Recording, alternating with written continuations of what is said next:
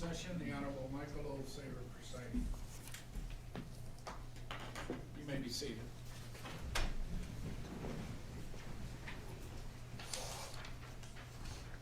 Good morning. We are on the record in file 24-21841-FC, People of the State of Michigan versus Dale Warner.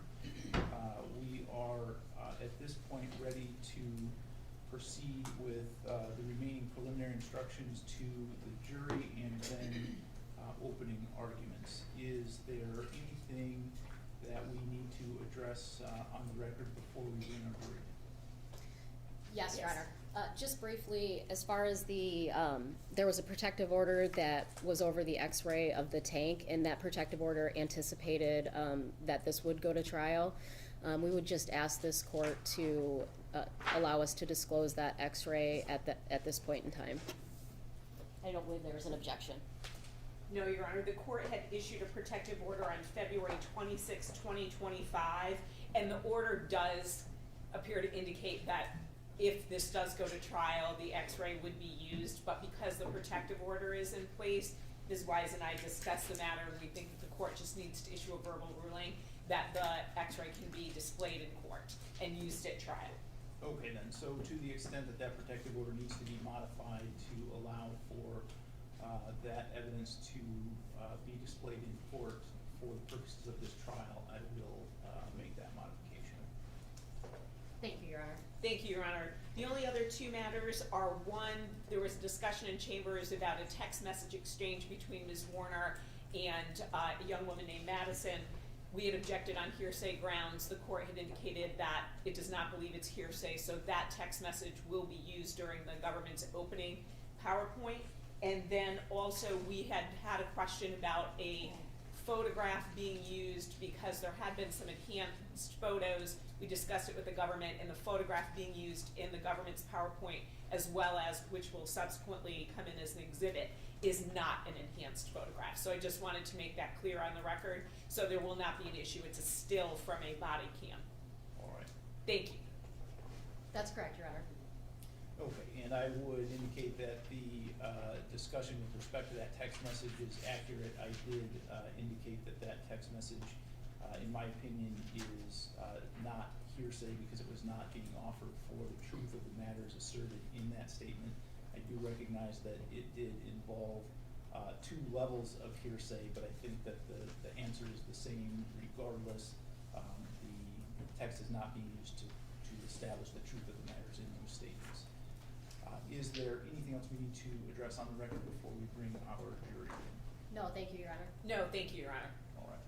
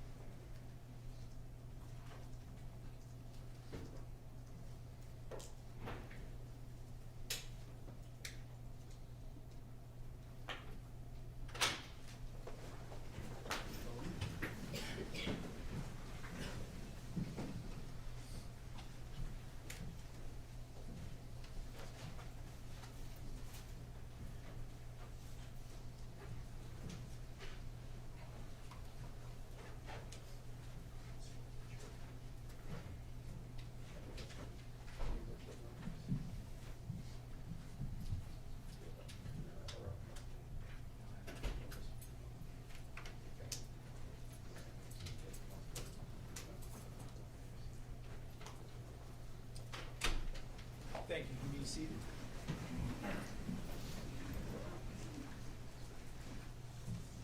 Good morning, ladies and gentlemen. At this point, I will be giving you the remaining preliminary instructions, and after that, the attorneys will make their opening statements. You will have a written copy of the instructions that I am going to read to you. You may refer to them during the trial. Since no one can predict the course of a trial, these instructions may change at the end of the trial. At the close of the trial, I will provide you with a copy of my final instructions for your use during deliberations. Now I will explain to you some of the legal principles you will need to know and the procedure that we will follow in this trial. The defendant is charged with the crime of open murder. If you find the defendant guilty of murder, you must state in your verdict whether it is murder in the first degree or murder in the second degree. The defendant is charged with the crime of first degree premeditated murder. To prove this charge, the prosecutor must prove each of the following elements beyond a reasonable doubt. First, that the defendant caused the death of Dee Ann Warner. That is, that Dee Ann Warner died as a result of blunt force trauma and or strangulation.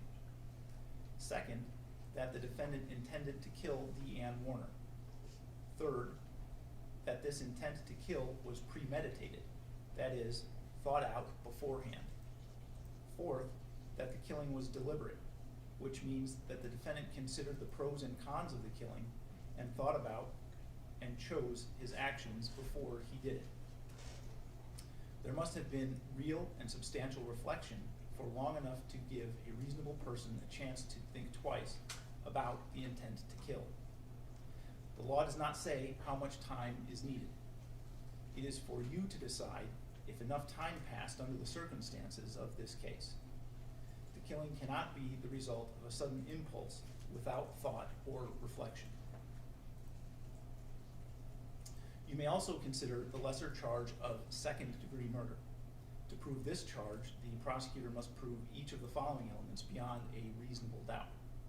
First, that the defendant caused the death of Dee Ann Warner. That is, that Dee Ann Warner died as a result of blunt force trauma and or strangulation.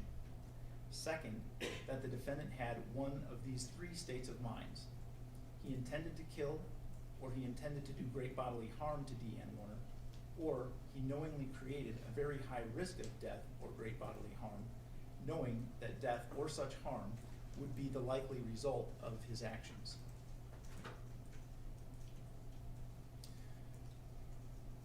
You must think about all of the evidence in deciding what the defendant's state of mind was at the time of the alleged killing.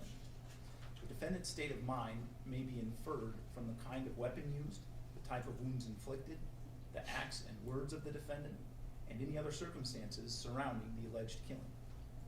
Premeditation and deliberation may be inferred from any actions of the defendant which show planning, or from any other circumstances surrounding the killing.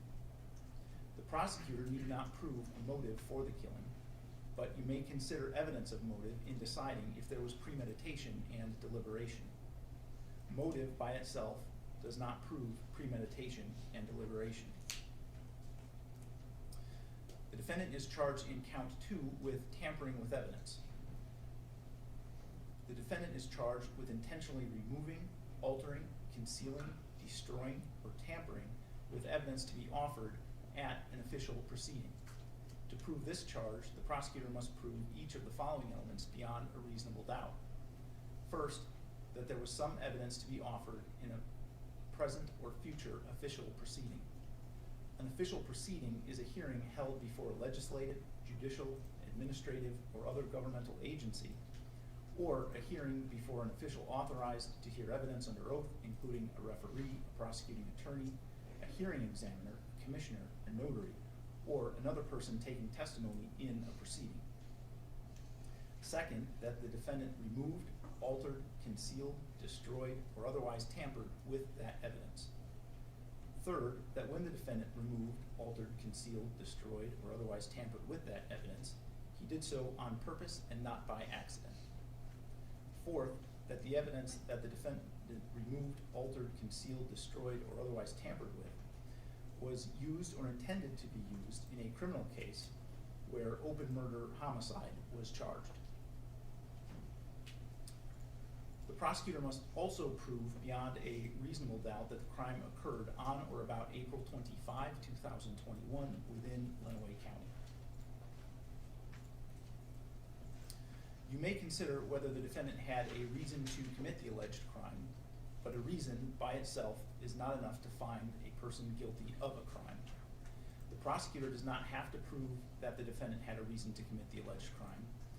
She only has to show that the defendant actually committed the crime and that he meant to do so.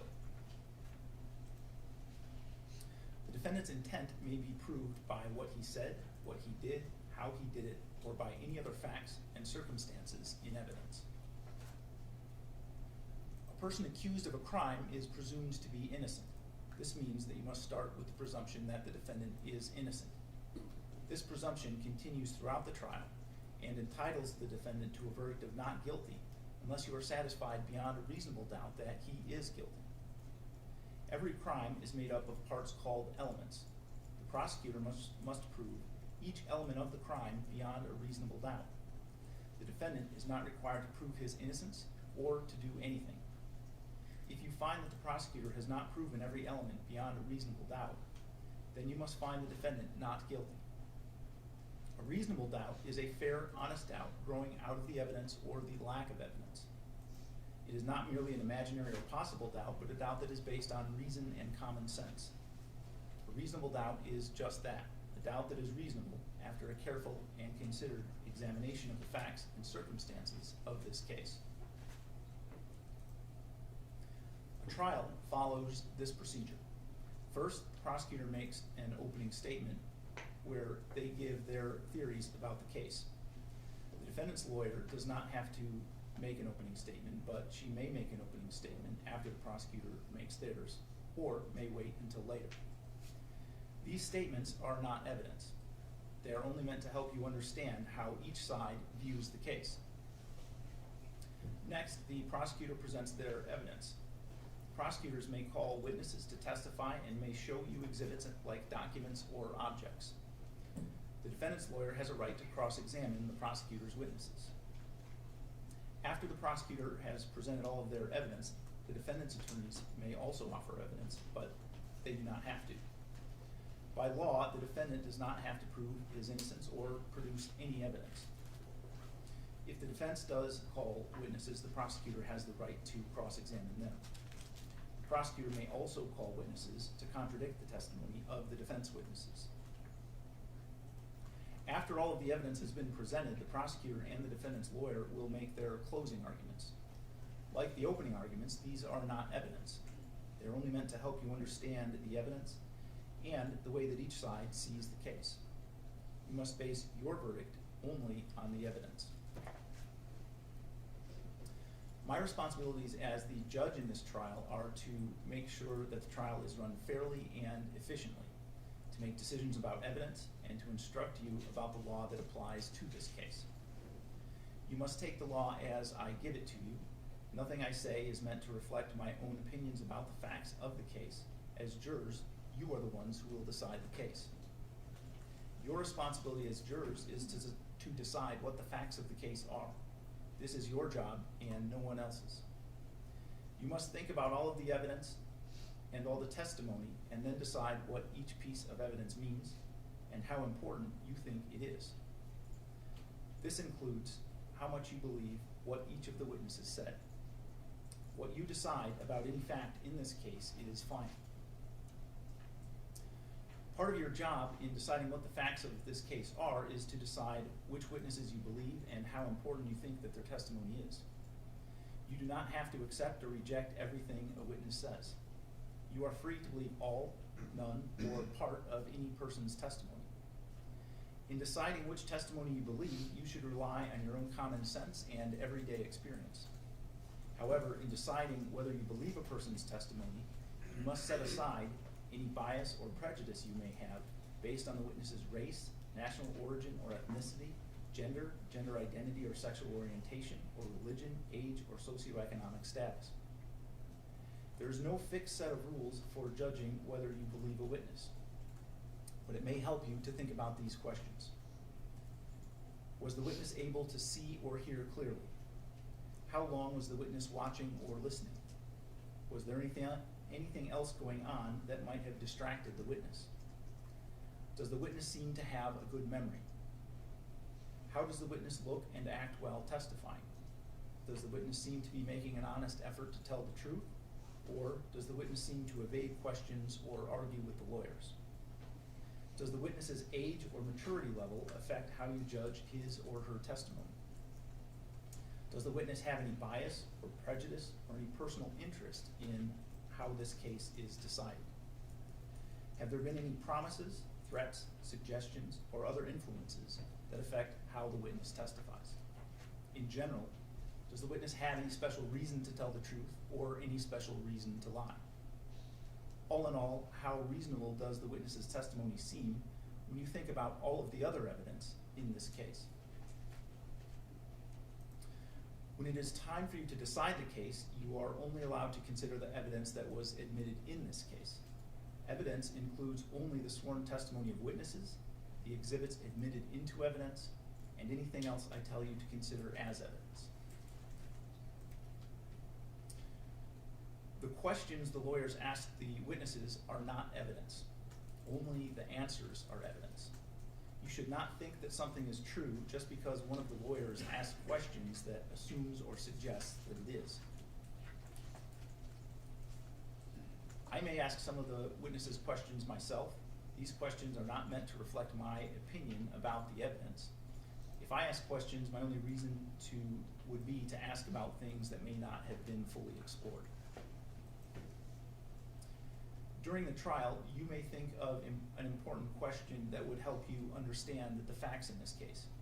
You are allowed to ask such questions. You should wait to ask questions until after a witness has finished testifying and both sides have finished their questioning. If you still have an important question after this, do not ask it yourself. Raise your hand, write the question down, and pass it to court staff, who will then give it to me. Do not show your question to any of the other jurors. If your question is not asked, it's because I determined that under the law, the question should not be asked. Do not speculate about why the question was not asked. In other words, you should draw no conclusions or inferences about the facts of the case, nor should you speculate about what the answer might have been.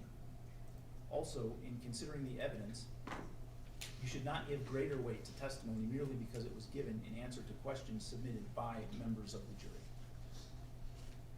If you cannot hear something that is said or presented, or if you cannot see a witness or evidence, please raise your hand immediately. During the trial, the lawyers may object to certain questions or statements made by the other lawyers or witnesses. I will rule on these objections according to the law. My rulings for or against one side or the other are not meant to reflect my opinions about the facts of this case.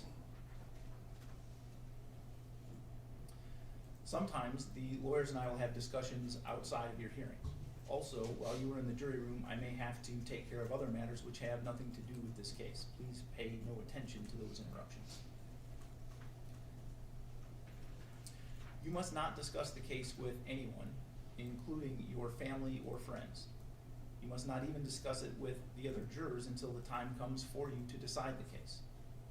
When it is time for you to decide the case, I will send you to the jury room for that purpose. Then you should discuss the case among yourselves, but only in the jury room and only when all of the jurors are there.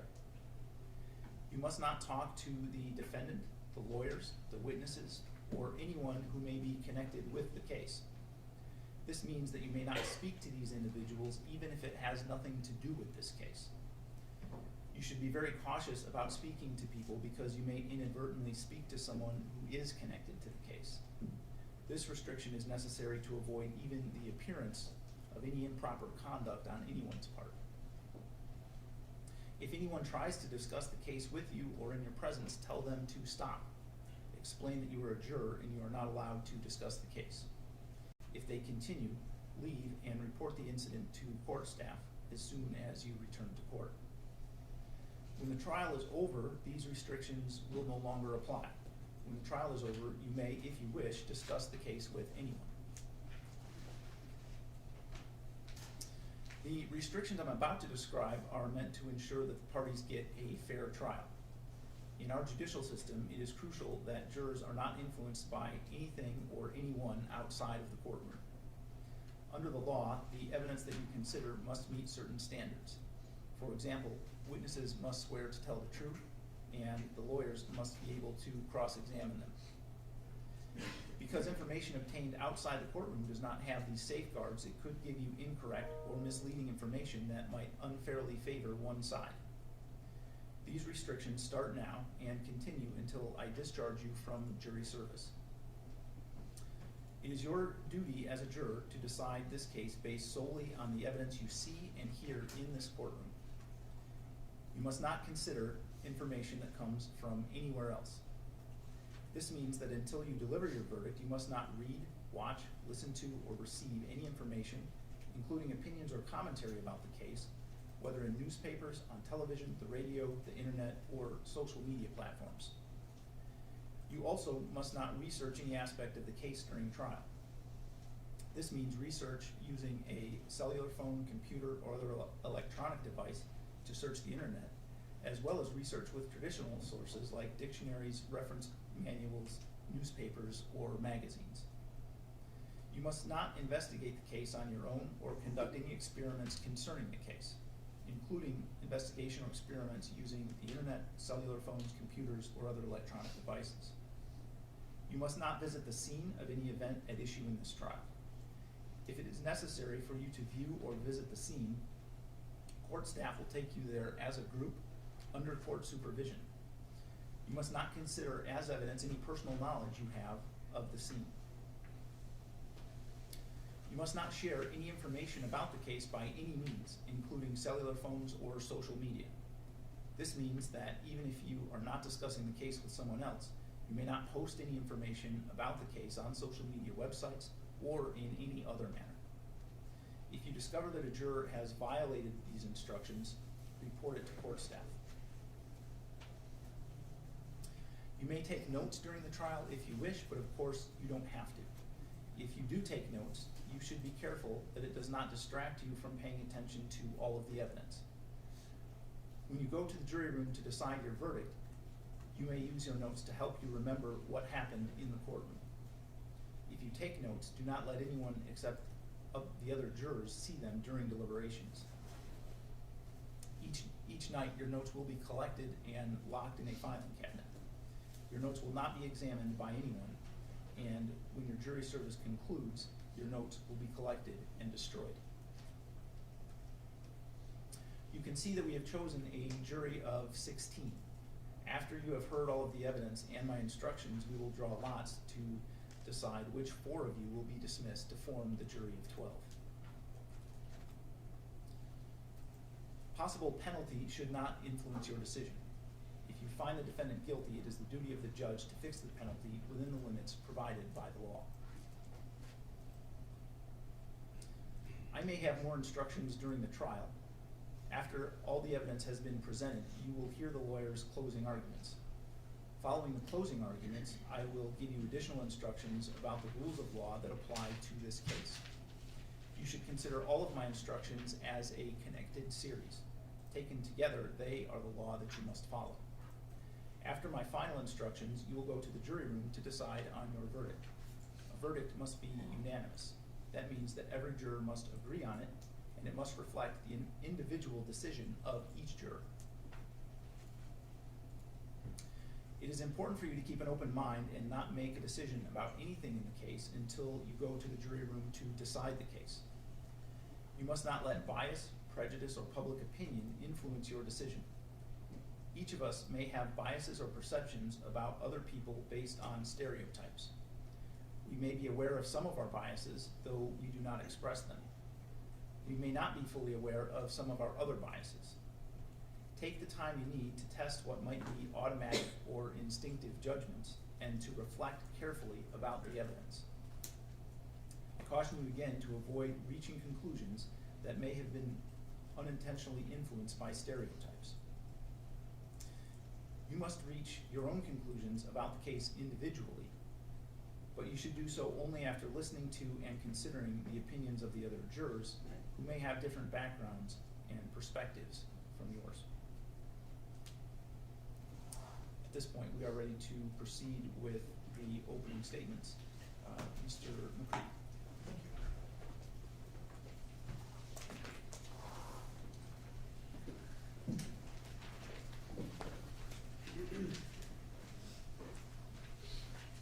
Mr. McCree, again, I just ask you to remember you need to stay at the podium in front of the microphone so that your voice is caught in our recordings. Yes, will do.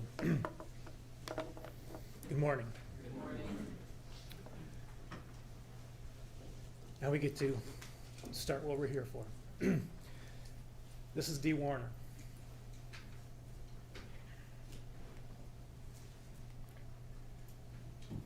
April 24, 2021, she went home to tell her husband, the defendant, that the marriage was over, they were selling their business, and they were through.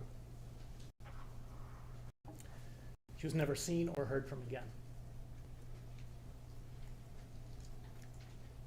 August 17, 2024, over 3 years later, she was found in an anhydrous ammonia fertilizer tank,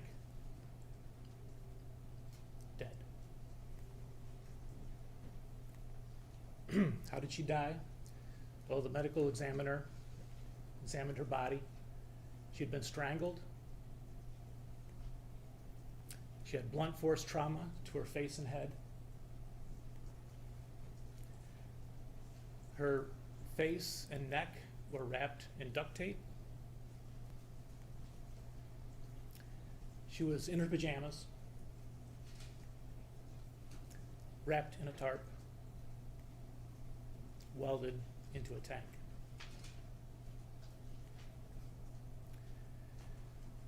Now, she was born Dee Hardy. She was born into the Hardy family. She was first married, before she was married to the defendant, to Tim Bach, and the two of them had 4 kids. You'll hear from 3 out of the 4 will testify. In order, from oldest to youngest, Amber, TJ, Zach, and Raquel. At the time of April 24, 2021, all 4 kids were adults. You'll hear that Dee and Dale worked together at a company called Crop Production Services. They each got divorced from their spouses, got married, and they had a child together named Angelina. In April 2021, Angelina was 9 years old. Dale had also been married to Julie Warner, and that couple had 4 kids who were also all adults in April of 2021, and their names are Jenica, Mackenzie, Jaron, and Cameron. You may hear testimony from some of them. After Dee and Dale got married, they started a business or several businesses together at a farm that they owned at Munger and Carson Highways. The businesses were called War Egg Farms, War Egg Farm Services, and DDW Trucking. They farmed thousands of acres. They provided chemicals and other farming supplies to local farms. And they did over-the-road heavy trucking to all places in Michigan and in Ohio. Dale did the farming, and Dee basically ran the office. There's going to be a lot of testimony about the Munger property. So I'm going to spend a little bit of time to show you the property that we're talking about, the different buildings, so you're familiar with that as you hear the testimony. I understand that you're sitting far away, so I've blown this up as big as I could possibly do that. But you will get, for all these things that you're going to see, you will get physical exhibits as the witnesses testify. So you'll be able to hold those in your hand and see them up close. But you see here, this is a 2020 overview. This is the closest in time that we have to April of 2021. And you'll see at the bottom edge, that's Munger Road. So the farm is to the north of Munger Road. This is another view that we will use fairly often throughout the course of this trial. We've got the buildings numbered because other than the house, which is number 3, people use different names for different buildings. But right there at the southern edge, building number 3, that's the house. That's where Dale and Dee lived. They had bedrooms for the kids, even though they were adults. This all takes place on this property. That's the back of the house. That's where everybody came and went from, parked in front of. That's the view from the road. That's the garage.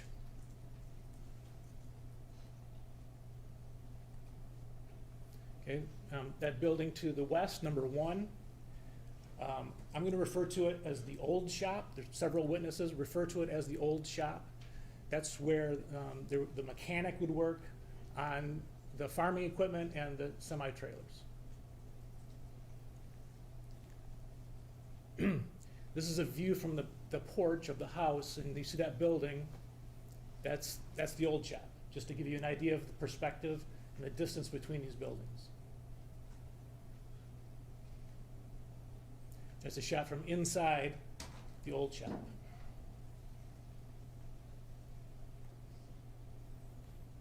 Okay, moving on to building number 2. That building stored dry chemicals, dry fertilizer, etc., in bays inside what we would call the dry barn, or the dry fertilizer barn. That's a picture from inside the barn. You can kind of see the bays there. They're not real important to this case, but that implement, that farm implement, is important. That's a front end loader. You'll hear it referred repeatedly as the JCB. And you can see the initials JCB on the front end loader.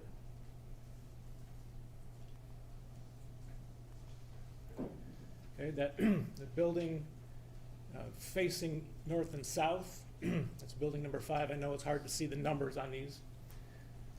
That is, I'm going to be referring to that as the new shop. Several employees also refer to that as the new shop.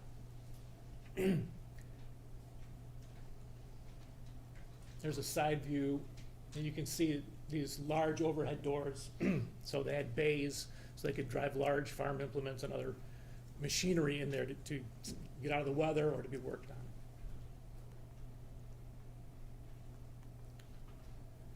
Okay, number 6 there at the bottom is the office. This is where the office employees would go. So you can see it's part of that same building as the new shop, but it's on the right end there. And here's a close-up of the entrance to the office. And this is a shot. If you would go through that main door, you would be in this part of the office where several people had their workstations.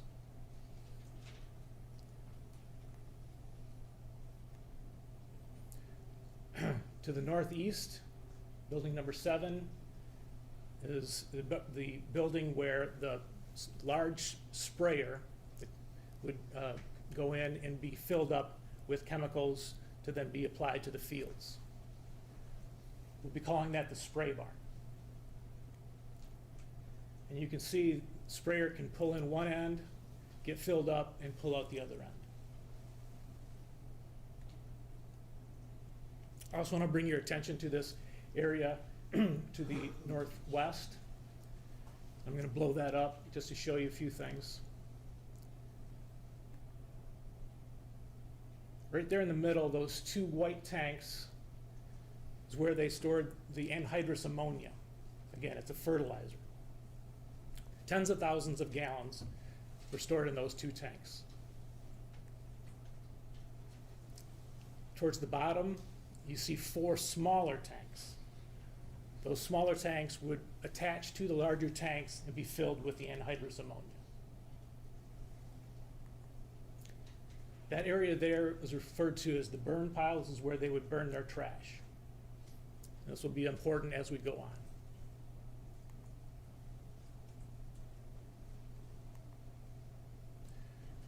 In that photo you can see, I know it's small, but there are probably a dozen more anhydrous ammonia tanks lined up close to the main mother bottle, as it was called. Now, you're going to hear about the surveillance camera system that they had on the property. And there's hours and hours and hours of footage from these cameras. And we're not going to put you through watching a week's worth of video. So what we are going to do is we've taken out what we think are the most important parts. And of course, the defense can show you parts that they also think are important. But I want you to understand where the cameras are and what they show and what they don't show. So building number 1 is represented, the whole building in red, the old shop. Basically, there's a camera inside that captures everything that's not behind a partition or a box or a truck or whatever. So that whole building is represented in red because that whole building, basically, the inside of it is under camera surveillance. The north part of the new shop is also got cameras on the inside. The shot I showed you of the inside of the office is also under camera surveillance. There are 3 outside cameras as well. So attached to the north side of the old shop, there's a camera looking north, and the arrows kind of represent the view that that camera captures. Another camera on the west side of the new shop, looking in a northwest direction as shown by those arrows. And then there's another camera on the east side of the office, and it's a fisheye lens, so it's kind of got a wide angle, but it kind of points towards the spray barn and kind of down towards Munger Road. So it's got that viewpoint. Now, you have a sense of the property. I'm going to talk a little bit about Dee and Dale's relationship, which the witnesses will testify was never good. Constant verbal disagreements over text, face-to-face, a pattern of stalking by Dale towards Dee, which I'll tell you more about in just a second. Extreme secrecy and distrust between the two of them. Some of the text fights that you'll hear about during this trial, and this is in the weeks leading up to April 2021. Here we have February 23, 2021, where Dee says to Dale over text, "I'm ready to move out and be done with this. You treat me as if I'm not worthy of anything. You want to be in control so that the other person is powerless.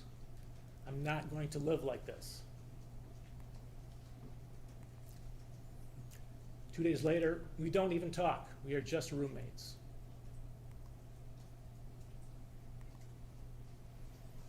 February 25, our relationship has gotten so much worse. I can't be with someone that does this to me. March 1st, nothing is ever good enough for you. You wonder why I don't sleep with you. All of this. They had a vacation planned to Disney World. I think they left on March 6th.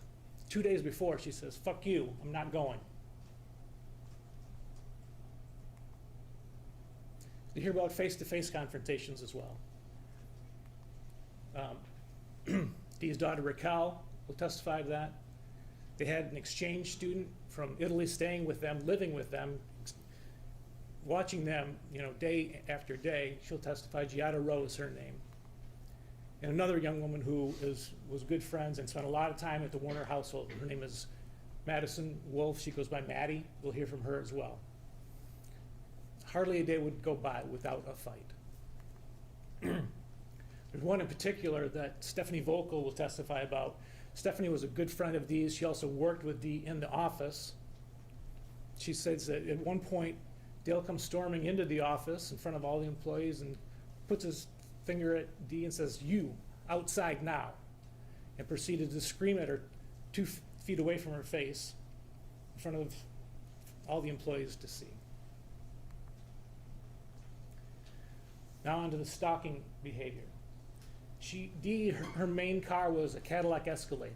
Comes with OnStar. So you can go on your phone and you can find out where the car is. Well, you'll hear from the person from OnStar, Devin Newell is his name.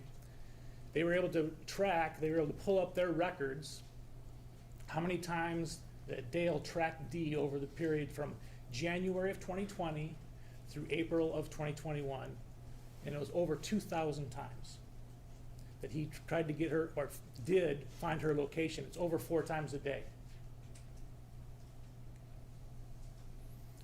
Here's the app that would be used. And I know you can't read the text at this point, but you'll get the exhibit. There's the button right there on the front part of the app that says View More. From there, you go to the second page, which would be the More page, the middle page here. There's a vehicle locate option, and then you'll pull up a map and it'll show you where that vehicle is. 2,000 plus times. She also drove a Hummer occasionally. That was also a GM product, but it didn't come with OnStar. His then son-in-law, Brian Bush, will testify that he wanted to track her in the Hummer too. And so Dale, had Brian buy off Amazon a tracker that could be installed in the Hummer. Dee discovered it, and there's a picture of it. We also have the Amazon purchase history from Brian Bush that shows him buying the GPS tracker. Brian will testify that Dale would call him and say, go online and find out where the Hummer is. Where's Dee in the Hummer? They had an IT person for the farm. Kyle Wagner will testify.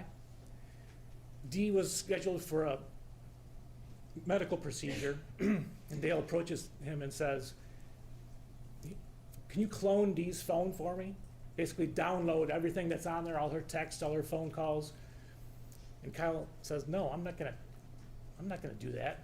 I'm gonna violate her trust.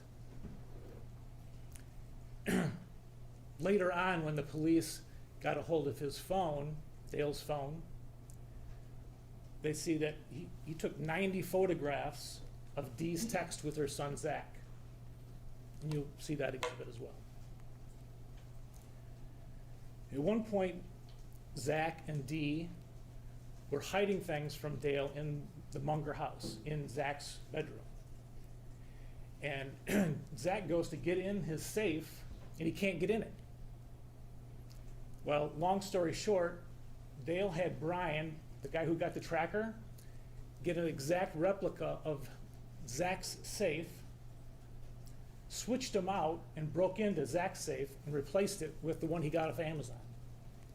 Zach will testify to this.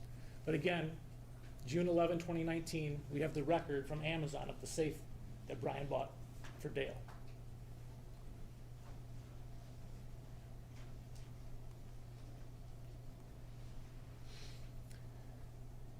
Last thing he did with Brian was to try to set up cameras in the living space so he could monitor Dee in the home.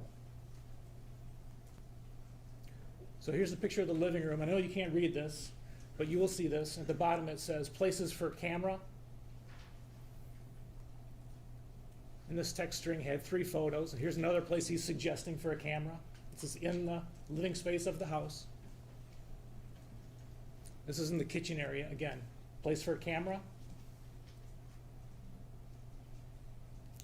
So I think you're getting the impression here, the idea that this marriage had no intimacy, only secrecy. They didn't sleep together. They were just roommates. You're going to hear from Giada and Maddie that they would go shopping with Dee, and she would say, pretend these are yours. You carry them in the house, or they would wait until Dale wasn't around to sneak them in the house. She kept her phone on her at all times. I mean, she was on the couch, she would have her phone. She would never let her phone be somewhere where it was just sitting on a table. She wanted it in her hand or on her person. She even locked her car when it was in the garage. She had her purse in the car, she locked the car in the garage in the house. All right, so now let's turn to the weekend of April 24, 2021. So Friday, there is a blow up with 2 employees. 2 of the trucking company employees, the brothers actually, Todd and Terry Narick. And you'll hear more about this. It's not important right now what the issue was about, but Dee was at odds with both brothers at the end of the day on Friday. Saturday morning, Dee goes to her oldest daughter, Amber's house. Angelina, the 9-year-old, has spent the night there. Lena has a soccer game at 10:30 or 11, so Dee goes over to Amber's house to get Lena and take her to the soccer game. Dee comes back from the soccer game, sobbing, hyperventilating. What happened? I told you about the 2 brothers Friday night, Terry and Todd. Well, Terry, his girlfriend or his ex-wife is also named Terry. Terry with an I. While Dee was at the soccer game, she gets this text from Terry. And I'm not going to read you the whole thing, but here's the important part, about 2/3 of the way down. You're evil, nosy, miserable. Your own husband said you take Xanax because you're a mess. That's the truth he told me and Terry. This text, this betrayal, where she believes that Dale is telling the employees that she is on Xanax and a mess, sends Dee into a tailspin. So she goes back to Amber's house and she shows Amber the text. She can hardly talk. She's so upset. She's sobbing, she's hyperventilating. She goes right into the bathroom and throws up. She is so distraught. She tells Amber, I've had it. This is it. There's been talk of a divorce over the years, and he's never gone through with it. No, this is the time. This is the last straw. So she says to Amber, we're getting divorced, we're selling the businesses. Later on that afternoon, this is when she's talking to Amber, it's about 1 o'clock, let's say. 4:30, 5 o'clock, she's talking to Raquel at the Munger house. She's back there. She tells Raquel the same thing. It's over. I'm ending it tonight. She arranges for the 9-year-old Lena to stay at relatives, at her Aunt Amy's, and so it's now just Dee and Dale at the Munger residence.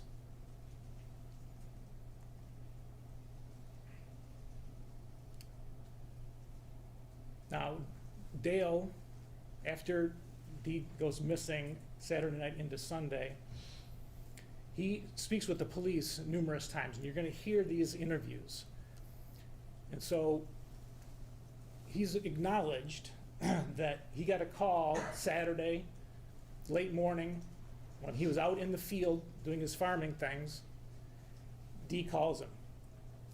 He could tell by the tone of her voice, quote, he was going to get an ass chewing. And Dee said to him in that phone call, why are you telling the help I'm on Xanax? And we're done, we're selling everything. This is it. This is from his own lips. So, again, back to other interviews that what Dale told police happened after everyone left the property and it was just him and Dee Saturday night. He said that she was upset over the employees. Not that it was about divorce, it was about the fights Friday night. she accused him of being mean. And he tells the police, look, we've been going to marital counseling, and I've been told to de-escalate. And that's what I did. I de-escalated. He says, we never had the sell everything conversation. She brought it up, and I said, Dee, it's just not your decision. He tells police, she wanted to escalate more, but I wouldn't go there. But she wouldn't let it go. She got herself so upset, according to him, that she got a migraine. She took some pills, ate some food. He rubbed her shoulders. She was calming down. She fell asleep on the floor. He put her on the couch and went to bed.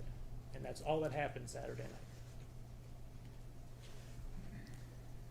Sunday morning, Dale gets up early to go farming. He tells police, I leave the house. She's still snoring away on the couch where I left her. This is a shot of the living room looking towards the kitchen, and he later tells police that's the couch that I'm talking about.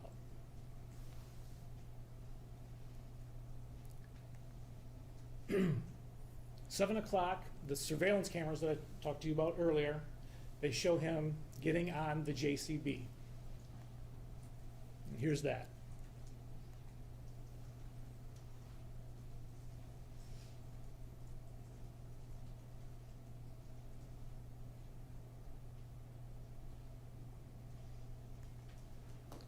So again, just to remind you, I know you don't have this memorized yet.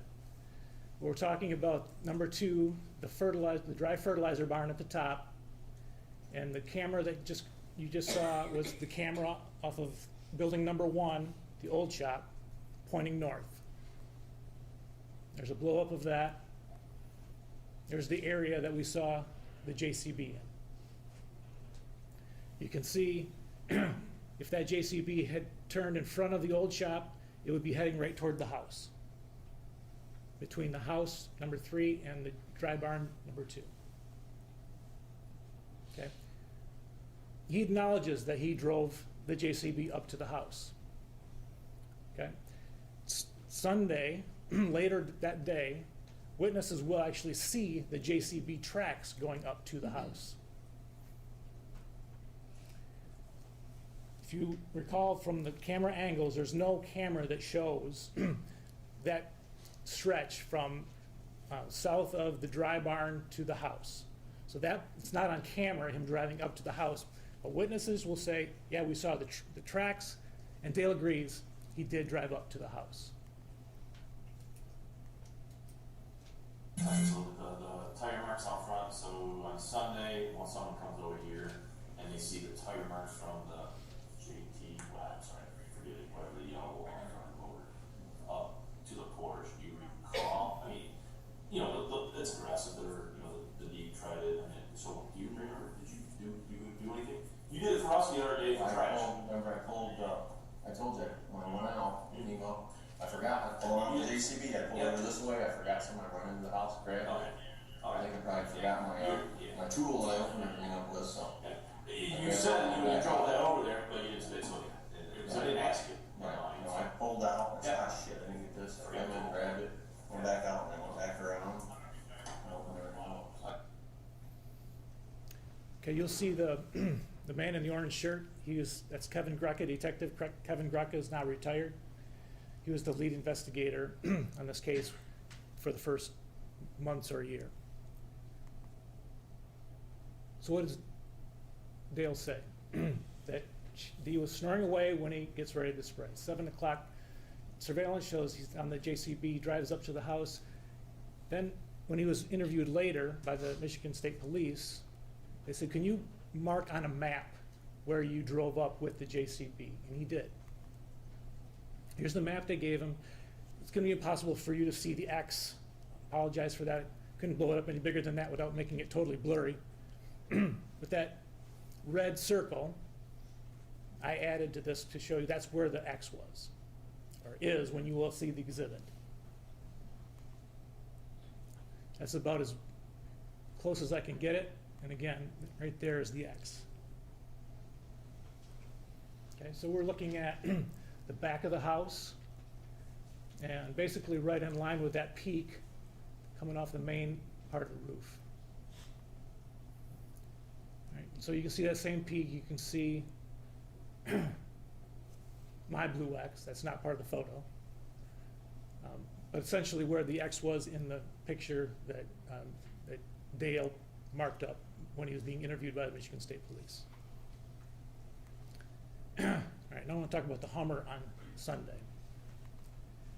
So they had taken the Hummer to Florida, and you'll hear from several witnesses say it was parked in the same spot for weeks after they got back from Florida. And Saturday night it was still parked in that same spot. And Dale admits to the police later on that Sunday morning, the only people that were around that could have moved it were him and Dee. And here's a picture from a couple days later, taken by the police, April 29th. Okay, Sunday is April 25th. But this is where the Hummer had been parked and was moved back when this picture was taken. Okay, and you can see there the relation between the front end of the Hummer and the back door, which is right there. Okay. Now, in relation to the living room, the door that the Hummer is parked in front of is right there.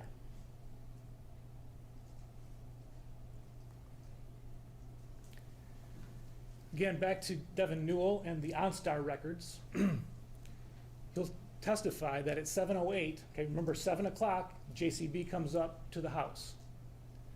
7:08, Dale uses his phone to go on My Cadillac, OnStar, and unlock Dee's car in the garage. Again, just here's the app, and there's the unlock button right there.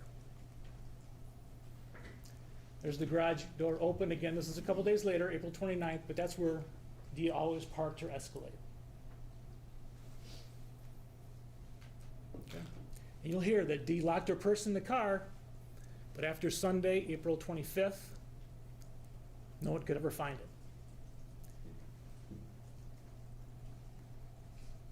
7:14, you'll see the JCB driving up to the northeast corner of the property.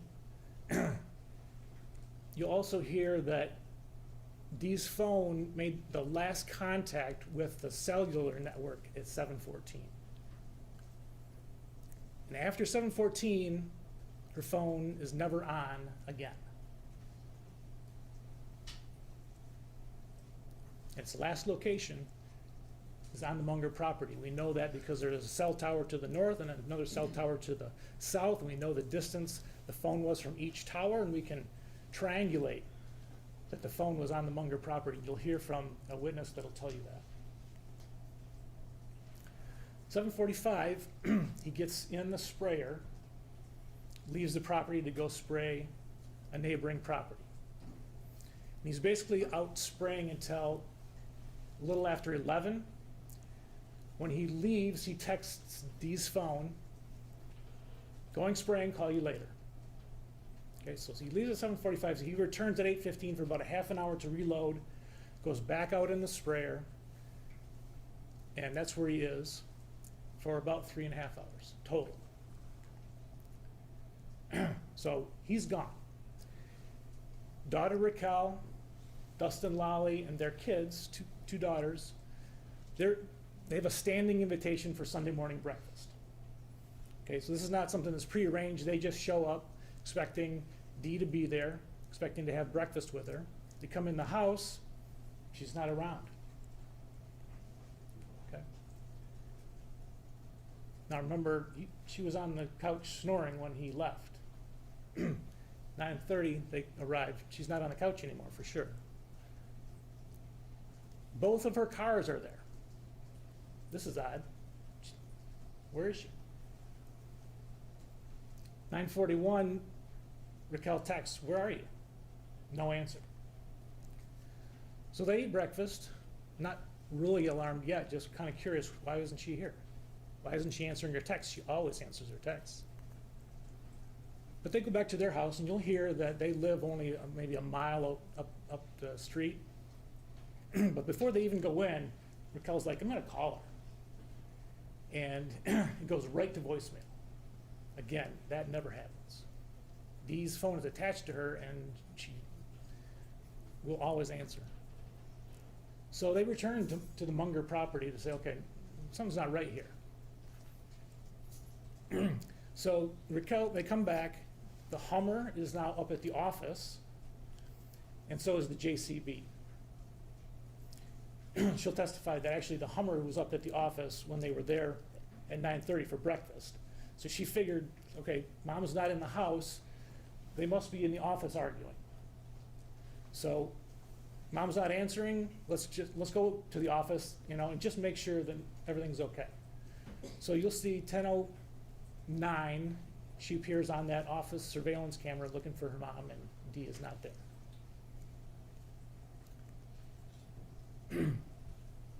Okay, so Raquel and Dustin then go to Dee's brother and sister-in-law's house, Greg and Shelley Hardy. Again, they're all living within a 5-mile radius. This is like 2 miles down the road. First they go to an event center that Greg and Shelley have, and then they go to Greg and Shelley's house to see, is Dee here? No. Do you know where she is? No. So now Shelley joins them as they start looking any place that Dee could possibly be. And the Warners have a property up at M50 and Onstead Highway that they call the Cedar Point property. It's got a lodge there. They go up. No, Dee is not there either. So now they've crossed off all the places that she possibly could be. We didn't really search the house. I mean, she wasn't answering when we called, but let's go search the house. But in the meantime, she calls her siblings, Amber, Zach, and TJ. Hey, do you know where Mom is? Have you seen her? No. She calls Stephanie, one of her best friends. Do you know where Mom is? Stephanie doesn't know either. Nobody knows where she is. Now Dale is out farming, but we know from his phone that between 7:45 and 10:30, he went on there and used Find My iPhone to see where Dee's phone was. Okay, and he also tried to look. Those Munger surveillance cameras have a remote access app, so you can go online and you can watch your security cameras. He tries to do that as well. 10:32, Stephanie calls, where's Dee?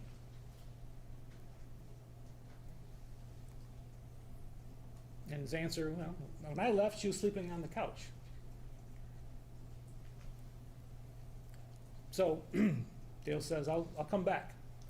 He gets back to the Munger farm about 11:20. He goes to the office where the kids, Zach and TJ, are trying to figure out, they're calling around different places, they're looking at the computer monitor, they're accessing the history, the camera history, the footage, going back a few hours, seeing, can we see anything on the security cameras of what happened? How did she leave? Did she leave? What happened? So he comes in there, and next to that office, the picture I showed you, there's a hallway, and there's a lunchroom where Dale has his desk. And Dale comes out of there and he says, oh fuck, she left her wedding ring. And he shows them. So here's the camera view of the office. And you can see TJ, the oldest son, on the left with his arms behind his head. Dustin Lally is in the top corner with looks like a hoodie and some kind of a hat. And Zach is at the computer screen. And Dale is almost off screen on the right. And this is about the time, although he's off camera. And here's Shelley also in the room at the same time. But we can see that they're there at 11:59 on Sunday. From there he goes to the house. Raquel is in the bedroom, in Dee's bedroom, and Dale says, here, she must have left, because she took her go bag, she took her makeup bag, she took her curling iron, she took her hairspray, they're all gone. That's the bedroom we're talking about.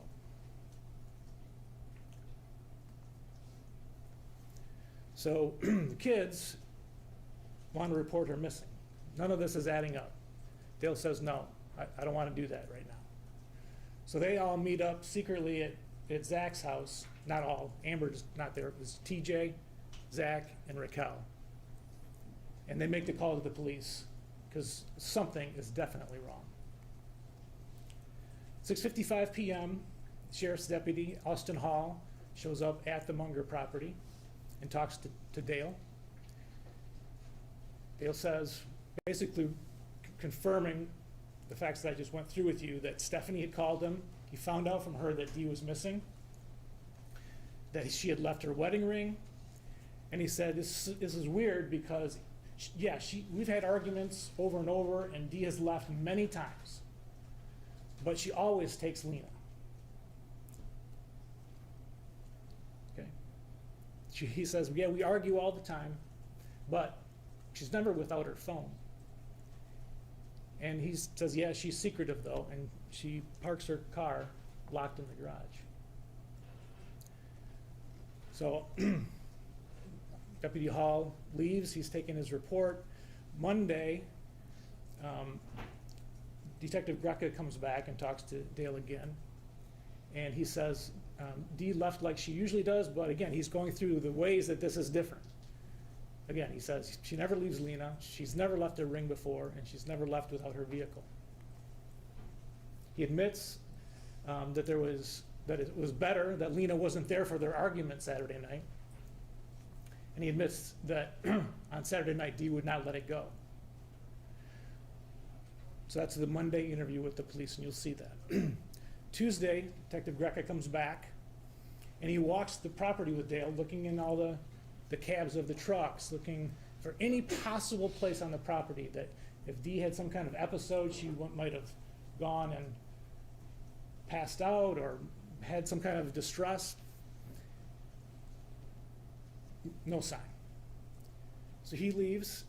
Tuesday night, comes back with a search warrant to search the properties, all the outbuildings.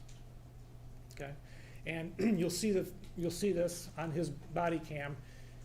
He's talking with the daughters, and he's got Dale on the phone because Dale's not at the property at that point in time. This is like after 8 p.m. And he says to him, Dale says, or he knows that Dale's not there because he's talking to him on the phone, and but he has Dale has Jaron, his son, come and get him. And you also see that he moves a tank while the police are searching.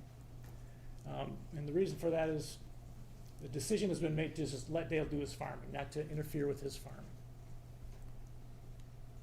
So the police do multiple interviews with witnesses, but Dee, her whereabouts cannot be explained.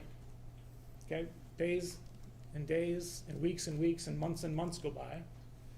From May 2021 to May 2023, numerous other searches of Munger and other places, interviewing dozens of witnesses. October 2021, the FBI stepped in and they did a search of the Munger residence and property. 2022, the state police take over from the sheriff on the lead to the investigation. May 2023, dozens of officers from all over the state came down and searched just about every field that could possibly have been where Dee's body was. Walking the fields and no sign of her. Now, police got Dale's iPad that he used in 2021, and they saw that he had done a search in May, after Dee went missing in April, of how to dispose of a 1,000-gallon propane tank. Now, if you know anything about propane tanks, they look almost identical to anhydrous tanks. The big ones, not the little ones you get at the gas station. Also, looking back at the surveillance video from the Sunday, April 25th, you can see Dale on camera getting welding supplies together. So they put those two things together and they got a search warrant for tanks that had been re-welded shut, cut open and re-welded shut, with a weld that looks different from the weld that the tanks come from when they're new. All right, and so there's a couple of places that they store anhydrous tanks when they're not in use, and one of them is at a property on Paragon Road, a couple of miles away from Munger. And they're looking at, I don't know, 6, 10 tanks that are there. No re-weld, but in the very back, all by itself, there is a tank, number 34. And it's got a weld that no tank would come from the factory like that. It's got a sign, a tag attached to it that says, "Bad dip tube, do not use."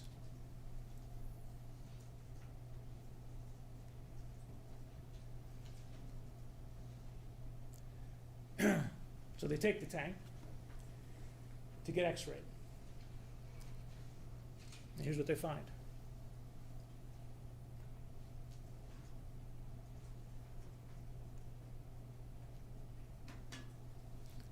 Based on seeing what's obviously a body in the tank, they then are ready to see, okay, who is that? So they take the tank. Before they cut it open, they put a camera inside, and sure enough, there's a tarp. In that tarp is a body, and that body is Dee Warner.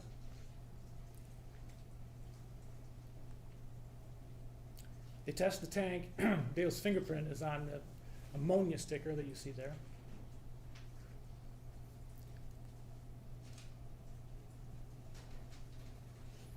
They test the paint, and it's similar to the paint in the old shop on the Munger farm.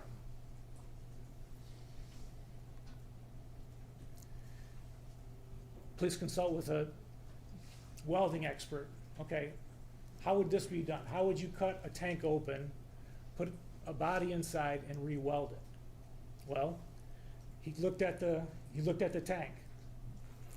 He looked at how it was cut open. He could determine from the marks that he could see on where it had been cut open that it was cut open with an abrasive cutoff wheel. Well, here's surveillance in the old shop, and you'll see this.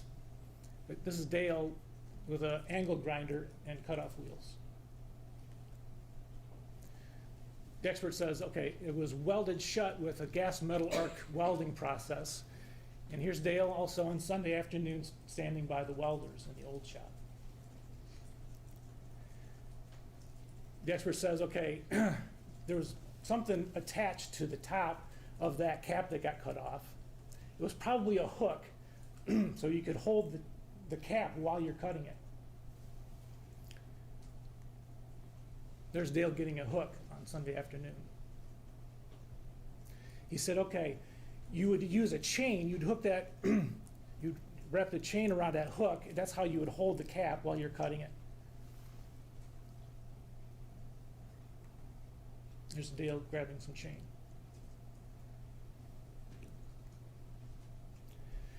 If you're going to weld a tank shut, you're going to need a welding mask and gloves. There's Dale getting a welding mask and gloves.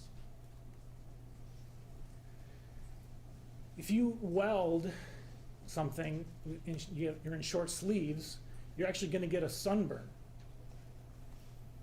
This is from the body camera on Monday, the 26th. And there's Dale's arm.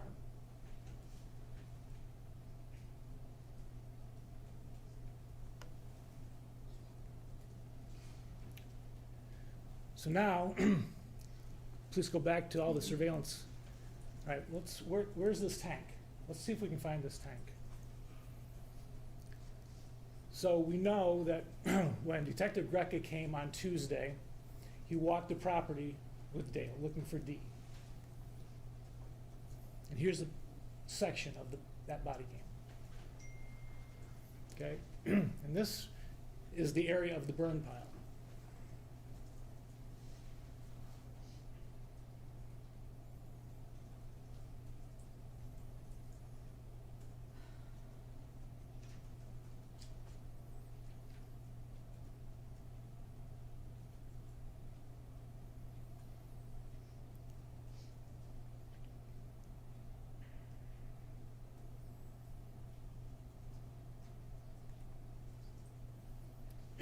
That's a still shot from that body cam.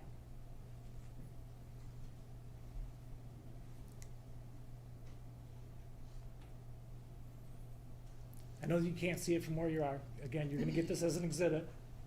When you do, you'll see there's an obvious defect in the weld in that area. Blew it up as much as I could.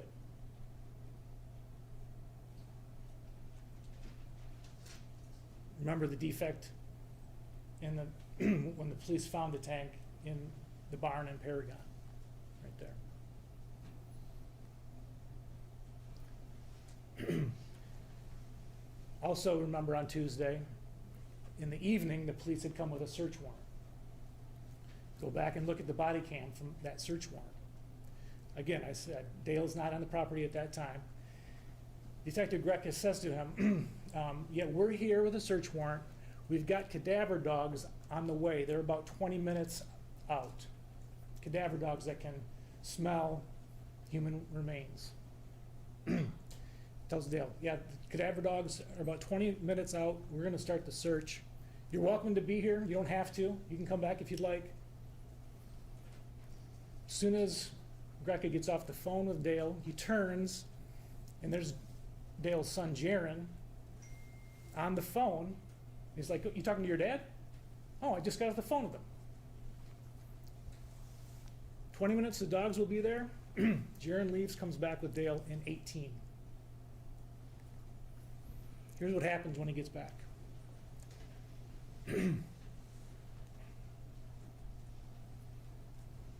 Those men on the pad are part of the search team. They're running a drone.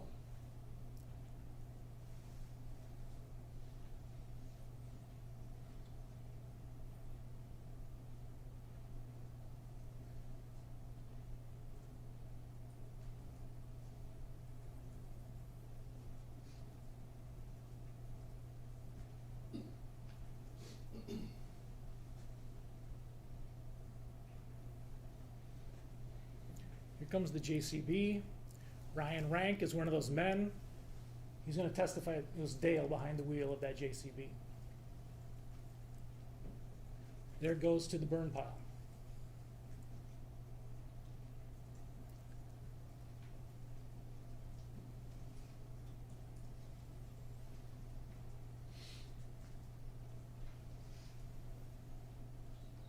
And here it comes with the tank.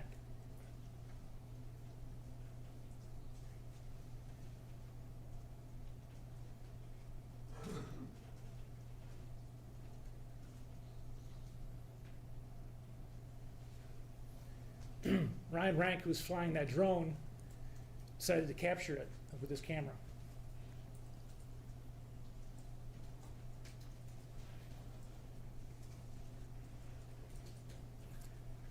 Now again, I don't know how well you're oriented to the property yet, but that building that he is going towards is the spray barn.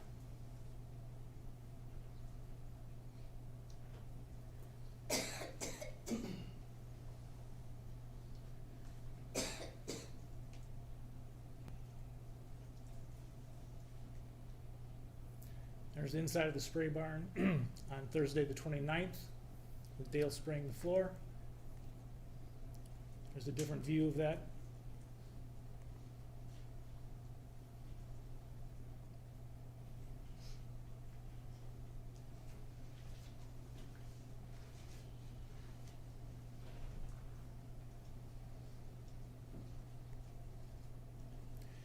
One of the things you're going to be able to do in addition to looking at all the evidence that I've just showed you in terms of photographs and video, you're gonna be able to compare the statements that Dale made to the police versus other pieces of evidence in the case. So, for example, Dale told the police that he used he used Find My iPhone to look for Dee. Remember that? He said, I tried to access the surveillance cameras. It wouldn't work on my phone, but I tried because I wanted to see, you know, did someone come and pick up Dee? I was looking for Dee. Okay? But the evidence is he accessed those apps before 10/29. We have the records. By his own admission, he didn't know that Dee was even missing until Stephanie called him at 10:32. You can think about Dale's conflicting statements that just conflict with each other. For example, he acknowledged the Hummer was parked in front of those steps. He acknowledged only Dee or I could have moved it on Sunday morning. He acknowledged that he drove the JCB up to the steps and went in the house. And he also said at the same time Dee was still sleeping. But yet he claimed that Dee was the one that moved the Hummer up to the office. Again, here's where the Hummer was parked, as he acknowledged to the Michigan State Police. Right in front of those steps. Those JCB tracks went right up to the steps. In January 2024, the Michigan State Police went out and they did a little test, a little demonstration to see what would the JCB be able to do up there, parked right in front of those steps. And there you can see what could be done with the bucket.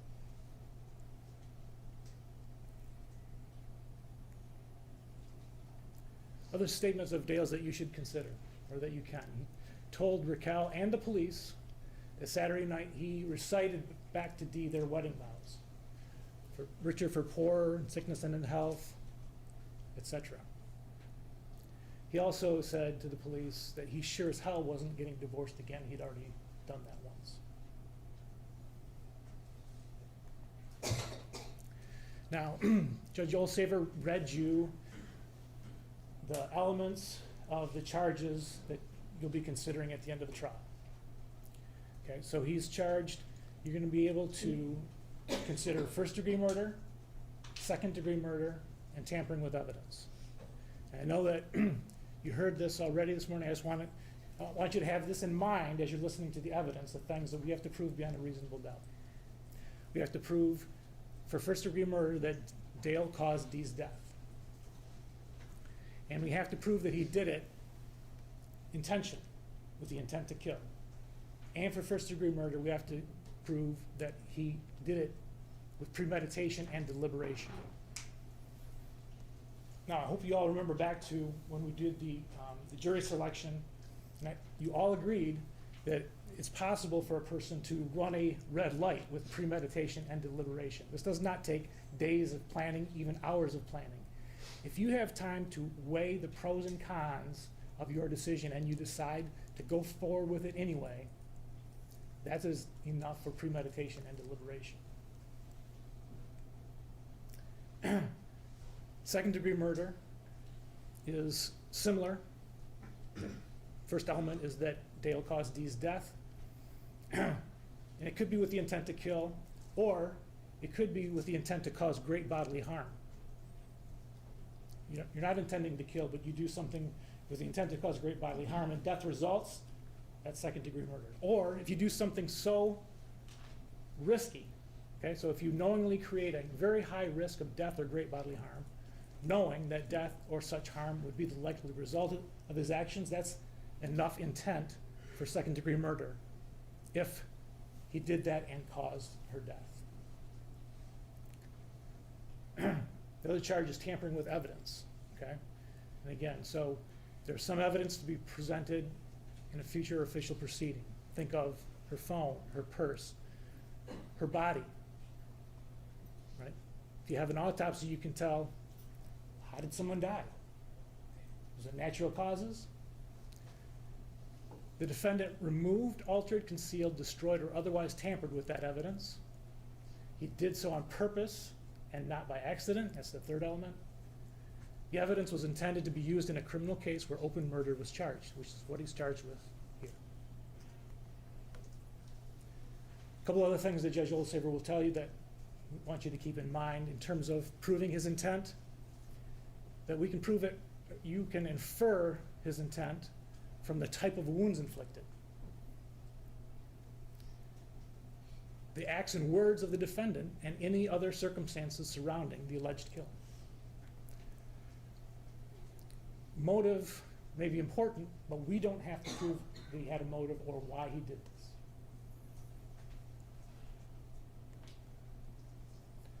So I remind you of what I started with. This is what Dr. Cho will testify to. And think about this in terms of those elements.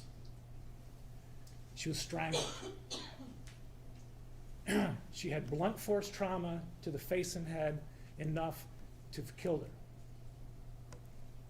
She had duct tape over her face and neck. She was in her pajamas, wrapped in a tarp, welded in a tank. When you hear this evidence and at the close of the trial, we'll be asking you to return a verdict of first-degree murder and tampering with evidence. Thank you.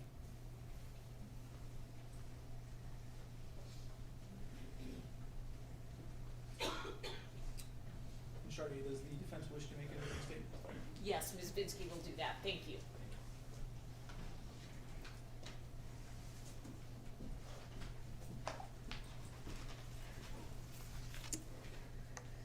Throughout this trial, you'll see that the government's evidence and case is built on speculation, assumption, and innuendo. They will put witnesses on the stand and show you numerous exhibits, but you know what you won't see? Proof beyond a reasonable doubt.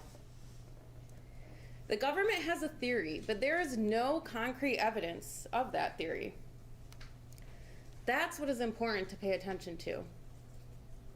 Consider very carefully if what the government is actually presenting to you is actual evidence of murder or something that they are theorizing and speculating is evidence of murder. Really think about the details of the case that the government is going to put forward to you. As you heard from the court, the law does not allow imagination to replace proof. Instead, the oath that you took requires that you consider all of the evidence when analyzing the specific details of this case. The law also requires that you consider the lack of evidence. The critical time here is the night of April 24th, 2021, going into April 25th, 2021. That is when this murder supposedly happened.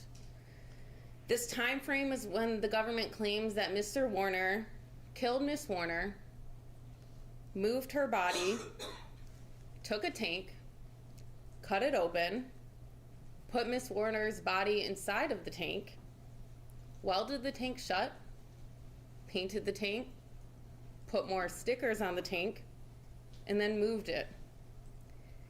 You'll see, you saw in the pictures, that this is a giant anhydrous ammonia tank. Its size and weight are significant. And all of this is supposedly being done while Mr. Warner is working on other chores and doing work that is part of his regular duty on the farm. The government wants you to believe that this was all done on the farm without anybody noticing it. You'll learn that there were numerous people on the farm during the time frame that the government has focused on.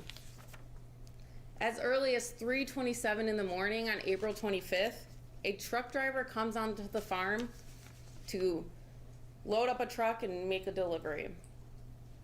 You'll learn that people can, and actually do, show up on the farm at any given time. Around 7 a.m., Mr. Warner starts his day and begins to work on the farm like he typically does. Mr. Warner leaves, his property, the farm, at 7:47 a.m. to go and spray a different farm. That's part of his job. Around 8:04 a.m., another worker comes onto the farm to work. This is before Mr. Warner even comes back. You'll learn who's on the farm throughout the day. For instance, if we move to the 11 a.m. hour, more people arrive. There are 7 people that are on the farm in addition to Mr. Warner. The same worker who arrived at 8 a.m. is still there. He's joined by a friend.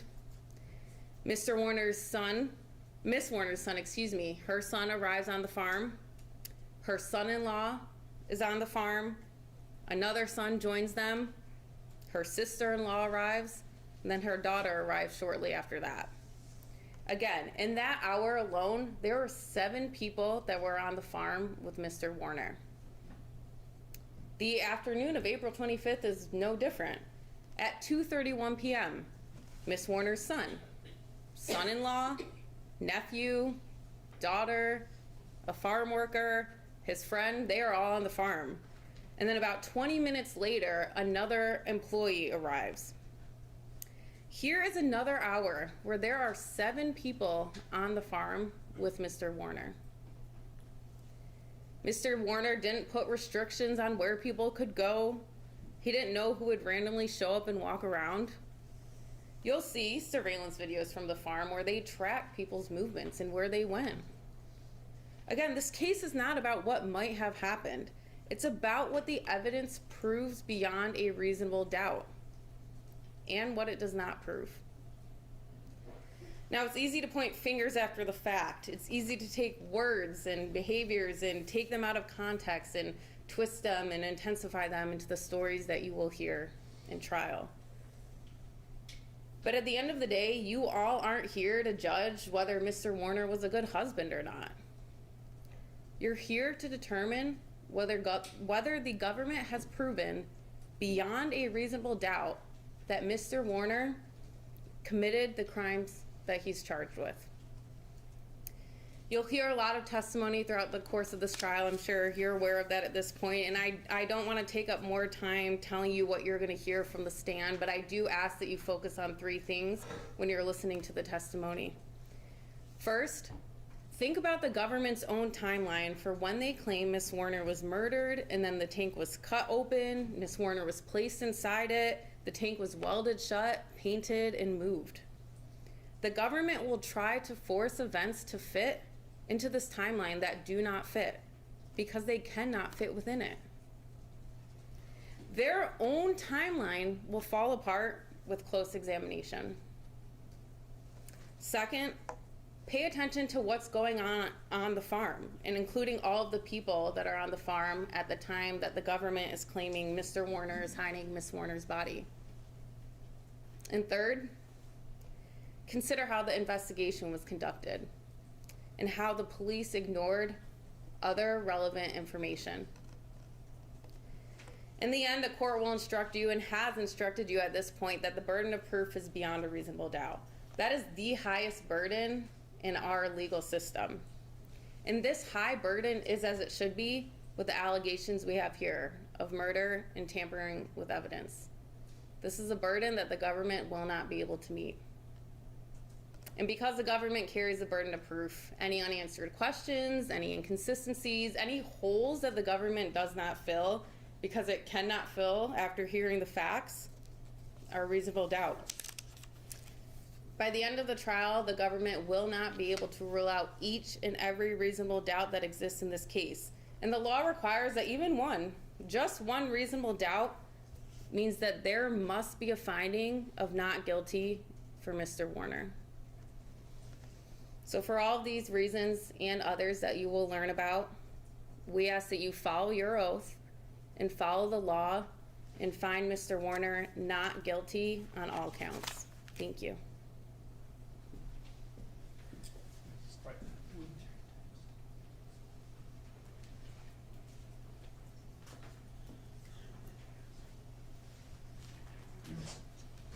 We have a brief break, Your Honor.